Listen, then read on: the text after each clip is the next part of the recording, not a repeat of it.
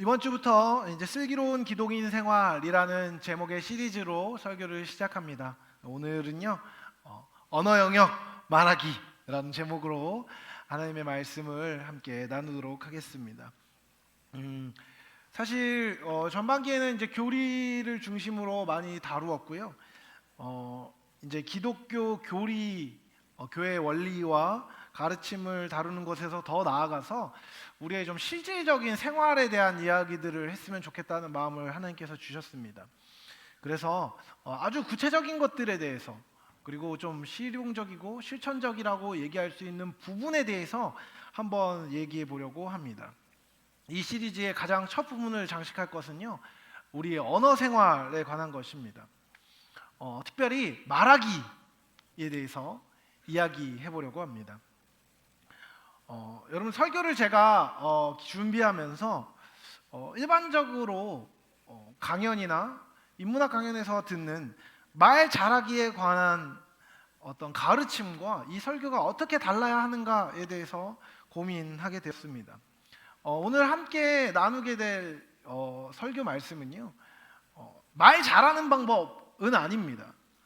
오히려 그리스도인이라는 정체성과 그 정체성을 가진 사람은 어떤 언어 생활을 해야 하는가에 대한 이야기입니다.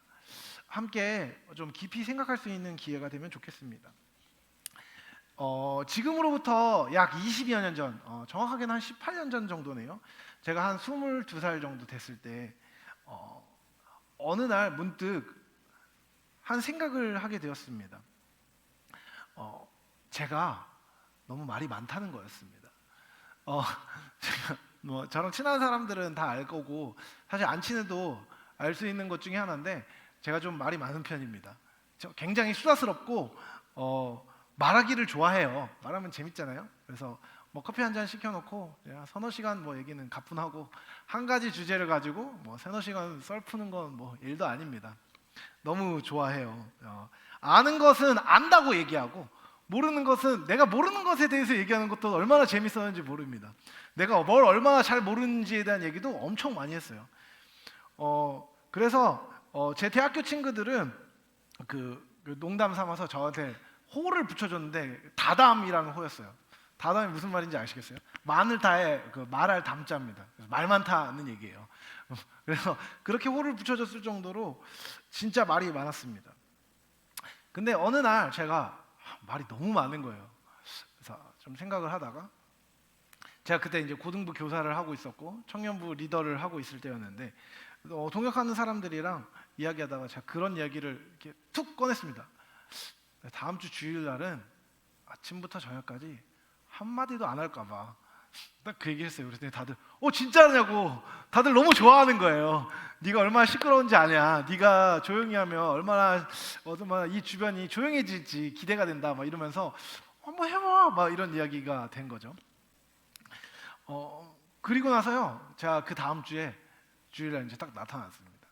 그리고 사실 제가 이제 찬양 인도를 하고 찬양팀을 하니까 이제 그때 노래하거나 이런 거는 안 할 수는 없지만, 그 시간을 제외하고는 이제 말하지 않겠다, 제가 딱 약속을 했습니다.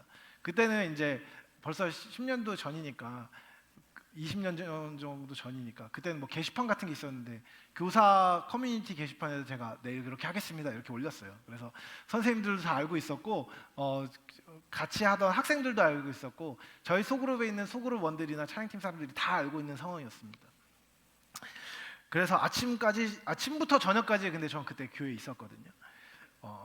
그래서 진짜 한마디도 안 했습니다. 꾹 참고 하고 싶은 말이 있어도 말을 안 했어요. 그리고 정말 말을 안 하니까 너무 답답한 거예요. 하고 싶은 말이 진짜 이만큼 차 있는데 말을 안 하니까 너무 답답한 거예요. 그래서 어떻게 했을까요? 말은 안 하고 손짓 발짓으로 표현을 한 겁니다. 이건 이거다, 이건 이거다. 근데 언어 메시지는 전혀 하지 않았고 소리도 내지 않았습니다. 그런데 결과적으로 같이 있던 사람들이 그런 얘기 하더라고요. 이럴 거면 그냥 말하라고. 야, 네가 말 안 하는 것보다 더 시끄러운 것 같아, 이런 거예요. 말은 안 하는데 손짓 발짓하니까 오히려 더 부산스럽고 더 산만하고 더 시끄러운 느낌을 갖게 된다는 이야기를 하더라고요. 사실 장난 삼아서 시도했던 거지만 제가 그때 그렇게 하기로 결정한 이유가 있습니다. 말이 많으니까 실수가 많아지고, 실수가 많아지니까 다른 사람들에게 내가 의도하지 않은 상처를 주거나 해를 끼치는 경우가 많다는 걸 그때 사실 좀 많이 느꼈던 때였거든요. 말을 안 하니까 좀 더 시끄러운 효과는 있었지만, 한편으로는 말이 어떤 의미인가, 말은 왜 하는 것인가, 어떻게 하는 것인가에 대한 생각을 그때 좀 했던 것 같습니다. 여러분, 말을 안 하는 게 말을 잘하는 건 아닙니다. 말을 아끼는 게 아닙니다. 말이 담을 수 있는 것이 무엇인지, 말에 담겨야 하는 것이 무엇인지, 그리고 그 말이 언제 어떻게 나가야 하는지에 대해서 생각하는 것은요, 매우 중요한 일입니다. 우리의 언어 생활을 정제하기 위해서는 더더욱 필요한 일이 되는 것입니다. 여러분, 말을 아끼고 바른 말을 하기 위해서는요, 생각만 해서는 안 됩니다. 훈련을 해야 합니다. 특별히 그리스도인의 정체성 안에서 그리스도인이 이 땅 가운데 빛과 소금의 역할을 하는 존재라는 것을 생각한다면요, 더더욱 그렇습니다. 빛과 소금된 자의 말, 빛과 소금된 자의 언어 메시지가 어떤 것인지에 대해서 우리가 생각하는 것은 매우 중요합니다. 그래서 오늘 본문에 천착해서 우리의 언어 생활을 한번 돌아보려고 합니다. 함께 읽은 본문은 야고보서입니다. 야고보서는 신약의 잠언이라고 불리는 서신서입니다. 특별히 복음을 이미 받아들인 성도들에게 지혜와 믿음의 행동 등에 대해서 권면해주고 실제로 가르쳐주는 책이 바로 야고보서지요. 윤리적이고 실천적인 내용이 아주 많이 담긴 책입니다. 오늘 함께 읽은 단락은요, 말에 실수가 없도록 하라는 권면을 담고 있습니다. 본문은요, 말이 얼마나 훈련하고 다루기 힘든 것인지에 대해서 굉장히 적나라하게 표현해주고 있습니다. 여러분, 2절을 한번 볼까요? 2절에 뭐라고 되어 있습니까? 우리가 다 실수가 많으니 만일 말에 실수가 없는 자라면 곧 온전한 사람이라 능히 온 몸도 굴레 씌우리라. 사도 야고보는요, 말에 실수가 없는 사람이라면요, 말만 조절할 수 있는 게 아니라 삶 전체를 조절할 수 있을 것이라고 이야기합니다. 왜 그럴까요? 그만큼 여러분, 말을 조심하는 게 어렵기 때문입니다. 3절과 4절은요, 말의 지배력에 대해서 이야기합니다. 여러분, 계속 말 얘기하니까 얘기하는 건데, 또 이제 3절에는 말 얘기가 나옵니다. 말, 영어로 홀스 아시죠? 다가닥 다가닥 말입니다. 이 말들을 다루기 위해서 여러분, 제일 핵심적으로 하는 일이 뭔지 아세요? 재갈을 물리는 것입니다. 재갈을 물려서 거기다가 끈을 달아서 그걸로 말을 다룹니다. 이 작은 재갈을 물려서 끈을 연결하기만 하면 말이 움직이는 방향을 조절할 수 있습니다. 또 여러분, 큰 배를 다룰 때 키를 쓰는데요, 이 키를 이용해서 배의 방향을 바꿀 수 있습니다. 여러분, 이 두 가지의 공통점이 뭐냐면요, 아주 작은 것들이 큰 본체를 움직이는 역할을 한다는 것입니다. 작은 것들이 사실은 큰 것들을 좌우한다는 말이지요. 마찬가지로 혀와 거기서 비롯되는 말의 지배력은 굉장히 큰 것에 대해서 야고보서로는 이야기하고 있습니다. 여러분, 말 한마디가요, 한 인격을 좌우할 수 있습니다. 그리고 한 조직, 한 공동체를 말 한마디가 좌지우지할 수 있습니다. 더 나아가서 사회가 움직일 방향까지도요, 말 한마디가 제시하는 경우도 많이 있습니다. 말은요, 큰 지배력을 가진 것입니다. 말을 뱉어내는 혀는 얼마나 파괴적인 영향을 만들어낼 수 있습니까? 여러분, 본문에 따르면요, 작은 불이 많은 불을 태우듯 많은 한 사람의 육신에 큰 영향을 미칠 수 있는 것이 혀라고 이야기합니다. 온몸을 더럽히고 삶의 수레를 불사를 수 있다는 말은 얼마나 무섭습니까? 여러분, 육신의 상처는요, 지워집니다. 사라집니다. 흉터가 남을지언정 그래도 괜찮아지는 경우가 많습니다. 근데요, 여러분, 말로 인한 상처는요, 한 사람의 인격을, 삶의 모든 것을 무너뜨리기도 합니다. 말 한마디 기분 나쁜 말을 딱 듣고 마음이 상하면 어떻게 됩니까? 기분이 시쳇말로 더러워집니다. 기분이 상합니다. 그리고 기분이 상하는 것에 더하여서 존재에 상처를 입을 수 있는 것이지요. 여러분, 말이 이렇게 엄청난 영향력을 끼친다는 것을 모르는 사람은 거의 없습니다. 하지만 여러분, 혀를요 잘 길들이는 사람은 더더욱 없습니다. 죽이는 독이 가득하고 의식하지 않아도 뇌를 거치지 않고 뱉어지는 수많은 말들이 다른 사람들에게 쏘아집니다. 근데 여러분, 우리는 다루지 않아요. 흥미로운 일입니다. 여러분, 복을 먹으려면요 어떻게 해야 되는지 아십니까? 끓여야 되는 건가요? 회를 트면 되나요? 맞습니다. 그런데요, 회를 치고 매운탕을 끓이기 전에 해야 되는 게 있습니다. 독을 빼는 것입니다. 그래서요, 여러분, 복 요리는요 아무나 할 수 없습니다. 자격증을 따야 되고 국가공인 자격증을 따서 그것이 확실히 검증되지 않으면요 요리를 할 수 없고 생선을 다룰 수 없습니다. 왜요? 먹으면 죽으니까 말이죠. 근데요, 여러분, 우리의 말은 큰 영향력을 갖고 있다는 것을 우리 모두 알고 있는데요, 말할 자격은요 모든 사람에게 주어집니다. 말을 할 줄 아는 사람이라면 다 말을 할 수 있습니다. 말을 해도 되는 사람이라고 정의할 수 있는 사람은 없습니다. 아, 너는 말을 잘하니까 말을 해도 돼. 근데 너는 말하는 본새가 아주 개판이구나. 말하지 마. 이렇게 되는 게 아닌 거예요. 그러다 보니까요, 여러분, 날선 말들은 계속해서 사람들에게 상처를 주게 되고 다른 사람들에게 큰 영향력을 끼치는 것입니다. 여러분, 말은요 다뤄줘야 합니다. 특별히 말이 올바르게 다뤄지려면 하나님께 도움과 지혜를 반드시 구해야만 합니다. 사도는요 혀가 두 가지 방향으로 모두 막대한 영향력을 가질 수 있음에 대해서 이야기합니다. 여러분, 입으로 우리는 하나님을 찬양합니다. 입으로 하나님의 말씀을 듣고 읽습니다. 선언합니다. 하나님의 진리를 선포하는 중요한 일도 입으로 되어지는 것입니다. 혀로 되어지는 것이지요. 반대로 사람을 축복하고 저주하는 것도 모두 혀가 하는 일입니다.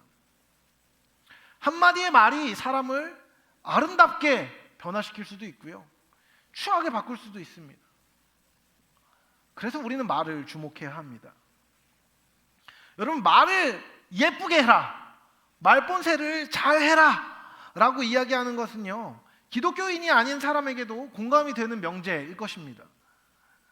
그렇다면 여러분, 말을 잘 해야 되는 이유, 특별히 성도가 그리스도인이 아닌 사람과 구별되는 말을 지혜롭게 잘 해야 되는 이유는 어디 있을까요? 이것이 중요합니다. 이 이유를 우리가 갖고 있어야지요, 우리가 말을 예쁘게 하는 것이 단순히 윤리적이고 도덕적인 명제가 아니라 성도의 의무가 되기 때문입니다. 가장 먼저 말의 능력을 기독교 신학에서 중요하게 생각할 수 있는 근거는요, 하나님이 말씀하시는 분이라는 것입니다. 하나님은 말씀으로 세상을 창조하셨습니다. 빛이 있으라 했을 때 빛이 있었고 그분의 말씀은 이루어져서 세상을 창조했습니다. 이 사실은 우리에게 하나님의 능력뿐만 아니라 말 자체의 영향력을 보여줍니다. 또한 하나님은 말씀으로 우리에게 진리와 사랑을 건네주셨습니다.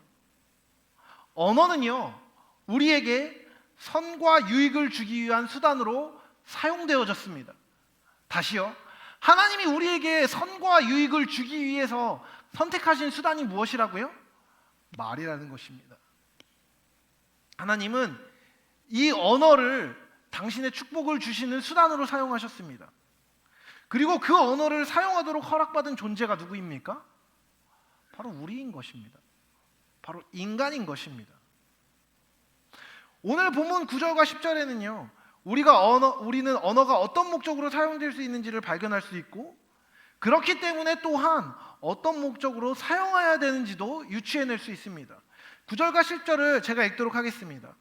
이것으로 우리가 주 아버지를 찬송하고 또 이것으로 하나님의 형상대로 지음을 받은 사람을 저주하나니 한 입에서 찬송과 저주가 나오는도다. 내 형제들아, 이것이 마땅하지 아니하니라. 여러분, 언어는요 우리가 앞에서도 살펴봤듯이 지배력과 영향력을 가지고 있습니다. 언어는요, 하나님을 찬양하는 데 사용됩니다.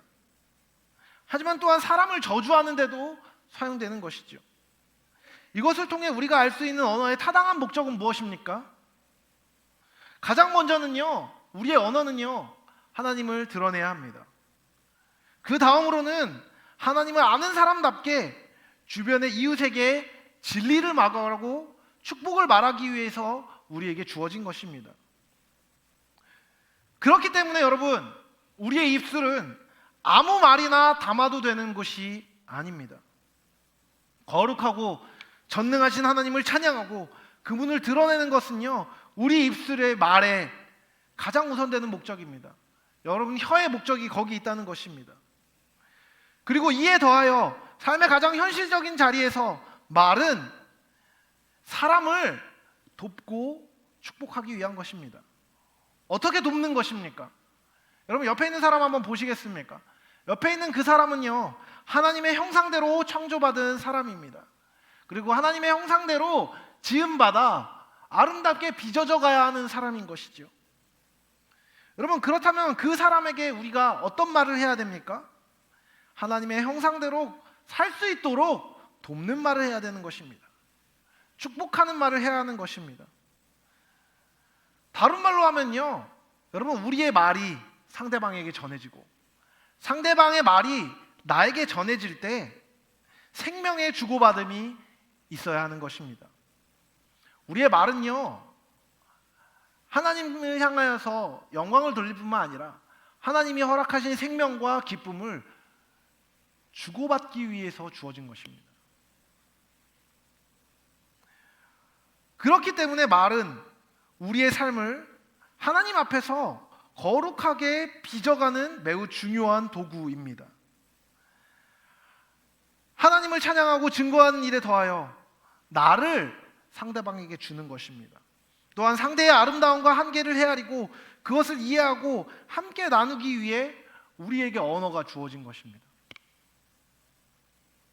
그리스도인에게 말은요, 성화의 도구이자 섬김의 도구이기도 합니다. 여러분, 말에 대해서 네이버에 쳐보면, 말에 대한 격언을 쳐보면 제일 먼저 나오는 격언이 뭔지 아십니까? 최근에 뭐 아나운서가 쓴 책에 나오는 말인데요, 말은 그 사람의 생각을 담는 그릇이라는 표현입니다. 사람이 평균적으로 하루에 몇 단어의 말을 뱉는지 아십니까? 말이 적은 사람도요, 한 4만 개 정도, 말이 많은 사람은 한 7, 8만 개 정도, 평균적으로는 한 5만 개 정도의 단어를 뱉는다고 합니다. 그런데요, 그 수만 개의 단어 중에서 정성스럽거나 사려 깊게 뱉어지는 말은요, 10% 안팎이라고 합니다. 그 외에는 대부분 무의미하거나 부정적이고 비난하는 말이라고 해요. 여러분, 우리의 입술과 혀는 하나님께 속한 것입니다. 하나님이 계획과 목적을 가지고 우리 각 사람에게 주신 것이지요. 그런데 여러분, 이 말을 우리는 계속해서 성의 없이 생각 없이 하고 있는 것입니다. 말은요, 결국 그 사람의 삶을 옮기게 되어 있습니다. 생각을 옮기게 되어 있는 것이죠. 그 사람의 기질과 성품이 말을 통해 전달됩니다. 여러분, 말을 함부로 한다는 것은요, 그 사람의 삶에서 어떤 두 가지 가치가 결여되어 있음을 보여주는 것입니다. 첫 번째, 자기 삶과 성품이 다른 사람에게 미칠 영향력을 생각하지 않는 생각 없음을 그 사람이 갖고 있습니다. 말을 함부로 하는 사람은요, 또한 다른 사람은 어떻든 나만 편한 방식으로 생활하는 사랑이 없음을 가진 사람입니다. 그렇게 우리는요, 말을 올바르게 할 수 있어야 합니다. 말은 죽고 살리는 키를 가진 것입니다. 우리의 말은 하나님을 찬양하기 위한 것입니다. 이것은 단순히 노래를 부르는 것을 의미하는 것이 아닙니다. 더 넓은 의미로의 찬양은 무엇입니까? 하나님께서 당신을 영화롭게 만드신 것이 우리의 언어를 통해 드러나야 한다는 것입니다. 우리의 언어가 하나님의 영광을 드러내는 도구여야 한다는 것입니다. 여러분의 말이 진실되다면, 여러분의 말이 친절하다면, 여러분의 말이 다른 사람을 향해 사력 있게 사용된다면 그것은 여러분을 그렇게 만드시고 여러분을 빚으신 하나님을 찬양하게 하는 것입니다. 또 다른 이들을 향해 그 아름다운 영향력이 흘러가서 하나님의 형상으로 지은 다른 사람을 아름답게 빚어가는 자양분이 되어야 합니다. 그런데 여러분, 우리는 그 말을 가지고 자주 다른 사람을 깎아내립니다. 그것은요, 올바른 일이 될 수 없는 것입니다. 여러분, 그렇다면 우리는 어떻게 말을 해야 합니까? 이제 이 질문이 중요해지겠지요. 그래, 목사님이 저렇게 얘기했으니까 이제 긍정적인 말을 해야겠다. 사랑의 말을 해야지. 부정적인 말을 하면 안 돼. 여러분, 이게 성경적인 겁니까? 여러분, 가끔 이제 청년들이랑 이렇게 있고 얘기하다 보면은 하는 말이 있습니다. 목사님, 얘가 목사님 있는데 이런 얘기해요. 뭐 이런 거 있잖아요. 유년부 애들이 막 서로 욕하고 난리치다. 야, 너 교회에서 이런 말 했어. 이러면 안 돼. 들어본 적 있으십니까? 전 너무 많이 들어봤습니다. 여러분, 그러면 어떻게 말하는 게 맞습니까? 맨날 목사님이 앞에 있는 것처럼 말해야 되는 겁니까? 맨날 착한 말 해야 되는 겁니까? 맨날 좋은 말을 해줘야 되는 겁니까? 대체적으로 여러분, 긍정적인 말을 하는 것이 좋습니다. 대체적으로요, 축복의 말이 필요합니다. 하지만 더 중요한 것이 있습니다. 우리 말에 가치가 담겨야 합니다. 진리가 담겨야 하는 것이죠. 여러분, 진리는요, 단순히 내용으로만 구성되지 않습니다. 진리는요, 형식을 또한 담게 됩니다. 여러분, 우리가 진실되게 얘기한다는 것은 무엇을 이야기합니까? 내용에 있어서 명확하고 옳고 그름에 있어서 깨끗하게, 깔끔하게 정리된 말들이 나가야 한다는 것입니다.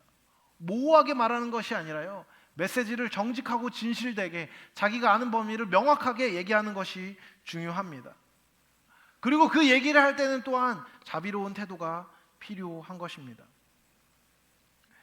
말의 내용에 있어서 여러분, 일반적으로 아름답다고 여겨지는 내용은 무엇입니까? 실수를 피하고자 한다면요, 우리는 지혜를 생각하며 말해야 합니다. 다른 사람의 성장을 위해 말할 때는 무엇을 이야기해야 됩니까? 참된 것을 말해야 합니다. 추악한 상황이 눈앞에 펼쳐졌을 때 우리는 어떻게 해야 됩니까?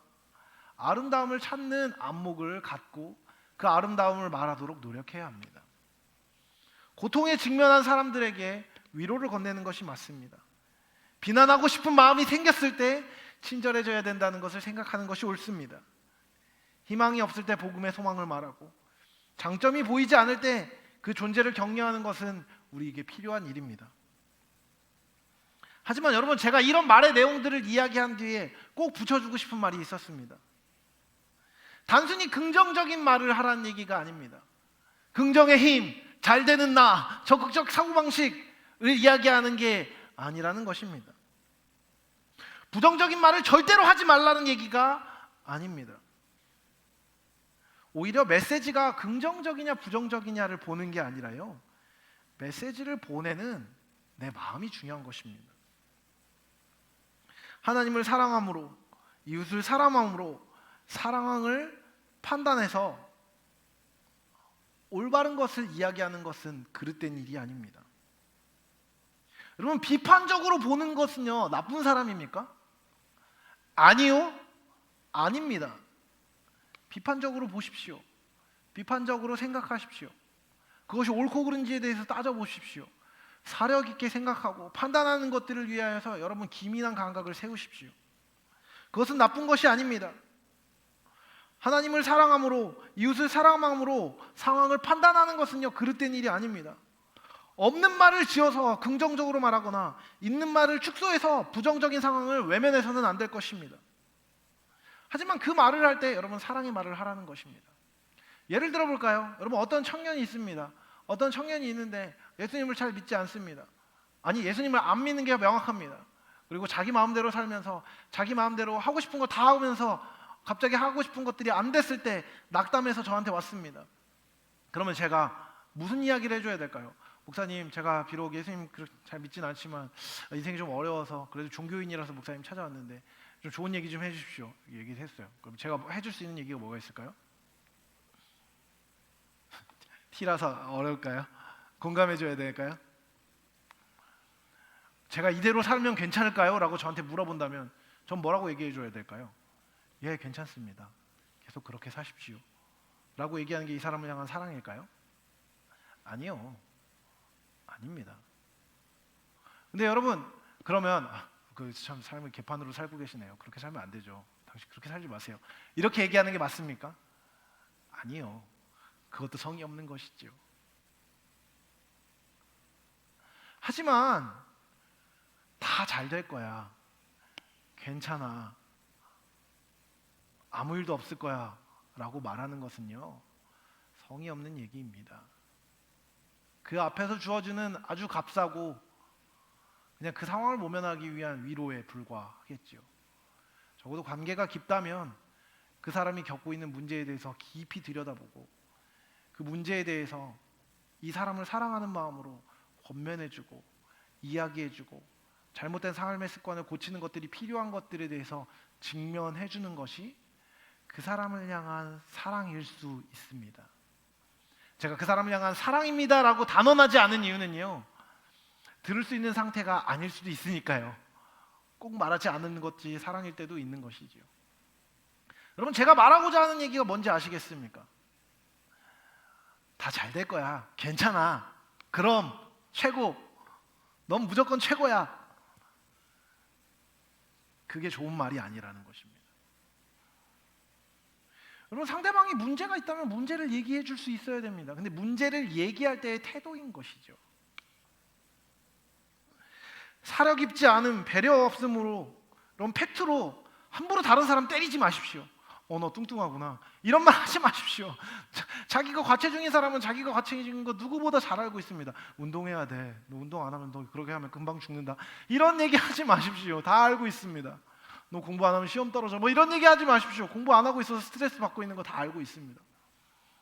팩트로, 이거 사실이잖아. 성의 없는 팩트를 가지고 다른 사람을 함부로 후드려 패지 마십시오. 긍정적인 것처럼 말하면서 빙그레 웃으면서 욕을 뱉지 마십시오. 여러분, 시체말로 빙그레 땡땡 뭐 이런 얘기가 있습니다. 그렇죠? 웃으면서 상대방 앞에서 팩트로 조지는 스타일의 말 하지 마십시오. 사랑 없음입니다. 사랑 없는 친절한 말, 불평이 아니라 사랑으로 진실되게 불편한 이야기라도 하고 사랑으로 어려움과 실수를 권면하고자 하는 마음을 갖는 것, 그리고 기도하며 나의 언어를 선택하는 것, 상대방의 상황을 보며 함부로가 아니라 진실되게 참되게 동행하며 함께 말하는 것, 그것이 그리스도인의 언어 생활이어야 합니다. 그 사랑이 부정적인 상황을 말할 때도 그 사람을 살리게 됩니다. 그 사랑이 긍정적인 상황 안에서 참된 것을 직시하게 만드는 것입니다. 여러분, 피드백 모임 같은 걸 하잖아요. 피드백 모임을 할 때 사실 안 좋은 얘기들을 하게 됩니다. 그렇죠? 미진했던 것들을 이야기하게 되는 것이죠. 여러분, 미진했던 것들을 날카롭게 뱉어내는 것이 피드백의 목적입니까? 아니요. 피드백의 목적은요, 특별히 공동체 안에서 피드백을 하는 목적은요, 이 공동체가 함께 성장하기 위해서 어떻게 하면 공동체가 다음에 더 예수님의 마음을 가지고 할 수 있을지를 나누기 위한 것입니다. 그래서 여러분, 좋은 게 좋은 거라서 이것도 다 괜찮고 이것도 다 괜찮아라고 좋아하면서 넘어가란 이야기가 아닙니다. 오히려 어떤 것이 참된 것인지를 고민하고 어떻게 하는 것이 우리가 아름다움을 지켜갈 수 있는 것을 기억하고 함께 이야기하는 것입니다. 여러분, 같은 말에 담긴 마음이 더 중요합니다. 메시지 자체보다 메시지에 어떤 마음을 담는지를 여러분 생각하십시오. 우리 안에 있는 것이 우리의 말을 만듭니다. 그렇기 때문에 여러분의 말이 이쁜지 안 이쁜지에 대해서도 여러분 우리는 고민할 필요가 있습니다. 죄송한 말씀이지만 여러분의 말이 이쁘지 않다면 여러분의 마음이 이쁘지 않을 확률이 많습니다. 제가 마음은 안 그런데 말만 그래. 아니요. 마음 안에 있는 어떤 중심이 표현되는 방식으로서의 마음은 온전하지 않은 것입니다. 그렇기 때문에 우리의 언어를 우리는 계속해서 돌아보고 그 언어가 어느 마음으로부터 나오는지를 살펴보고 하나님 앞에 가져가서 하나님을 사랑하는 사람다운 말이 되게 하여 주십시오. 은혜를 받은 사람다운 말이 되게 하여 주십시오. 예수 믿는 자다운 언어 생활이 되게 하여 주십시오라는 기도를 해야 하는 것입니다.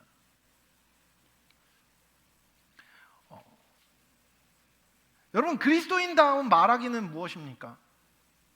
간단합니다. 그리스도인이 되는 것입니다. 여러분, 야고보서 3장 1절을 사실 1절은요 전체적으로 볼 때 이 말에 대한 내용이 아닙니다. 근데 굳이 본문에 넣은 이유가 있습니다. 1절을 제가 한번 읽어드리겠습니다. 내 형제들아, 너희는 선생된 우리가 더 큰 심판을 받을 줄 알고 선생이 많이 되지 말라. 이 얘기를 왜 읽었냐면요, 그럼 말에 대한 설교를 하고 있는 저도요, 말의 실수가 너무 많은 사람이기 때문입니다. 그래서 진짜 못해 먹겠다 이런 생각을 진짜 많이 했어요. 설교를 적으면서 말이죠. 여러분, 말에 대해서 설교하면요, 전 너무나 낯뜨거워집니다. 하지만 적어도 본문이 얘기하고 성경이 얘기하는 그리스도인의 말하기는요, 이런 것입니다. 사랑하는 것, 온전한 것. 근데 목사님도 저번에 안 그러지 않으셨어요? 이렇게 말하지 마십시오. 그 말이 맞으니까요. 제가 그 연약함을 갖고 있으니까요. 하지만 그럼에도 불구하고 그 연약함을 뛰어넘어 우리가 함께 지어져 가고 함께 온전하게 사랑의 말을 하는 자가 되기 원하는 것입니다. 여러분, 기억하십시오. 우리 안에 있는 것이 우리의 말을 만듭니다. 참으로 그리스도인다운 말, 예쁜 말, 아름다운 말을 하려면요, 말이 아니라 먼저 내 영혼이 그리스도인다운 영혼이 되어야 합니다. 그렇게 여러분, 우리는 받은 은혜를 생각해야 합니다. 우리가 아직 죄인 되었을 때 우리를 위해서 생명을 내어주신 예수님의 사랑을, 은혜를 생각하십시오. 그리고 우리가 원래 자격 없었던 자임을 기억하십시오. 그리고 자격 없는 우리에게 먼저 사랑을 베풀어 주신 하나님의 은혜를, 그리고 그 하나님의 은혜를 먼저 받은 자로서 우리에게 섬김과 사랑을 베풀고 있는 다른 지체들을 기억하십시오. 그리고 그 생각에 기반하여 여러분의 말하기를 점검해 보십시오. 나 원래 이래, 어쩔 수 없어, 이런 소리 하지 마십시오. 제발 그 성의 없음을 멈추십시오. 나 원래 이 모양이야, 나 원래 이렇게 생겼는데 나 이렇게 살 거야 라고 말하는 패역함을 멈추십시오. 그것은 죄입니다. 교만이고 믿음 없음입니다. 우리가 받은 사랑을 기억하고 우리를 향하신 하나님의 은혜를 기억하고 여러분의 입술을 훈련하십시오. 그 훈련이 우리의 성품을 훈련할 것이고 그 훈련된 성품이 우리 삶의 아름다운 사랑의 열매를 맺게 할 것입니다. 그 열매를 함께 맺는 저와 여러분이 되시길 사랑하는 주님의 이름으로 축복합니다.